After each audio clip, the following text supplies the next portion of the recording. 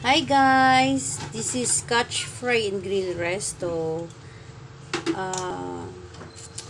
Guys, now ngayon tuturo ko sa inyo kung paano mag-marinate ng manok. Kung saan siya i-injectionan. Yan, ini-injectionan siya sa dalawang hita. Yan, dalawa sa breast. Yan, sa pakpak. And kabilang pakpak. Yan. And then, sa breast niya. Insert. Tapos na. One more. None. So, okay na yan siya.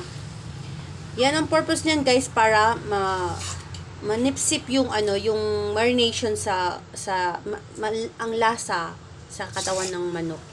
So, i-marinate siya within the whole night bago siya i-lechon or i-grilled. Tapos, i-grilled siya ng 45 minutes to 1 hour. Bali, 45 minutes yung maximum fire.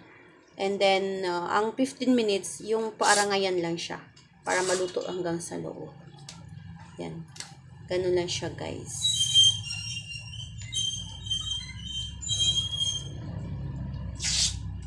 Yan. Ang ganda ng manok. Fresh na fresh.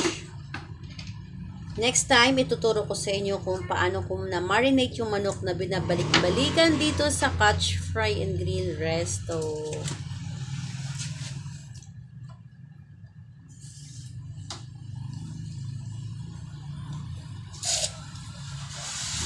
Guys, maraming salamat.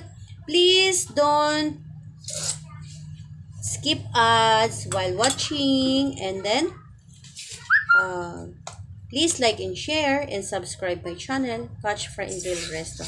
Maraming salamat, guys. See you my next upload. Love you all.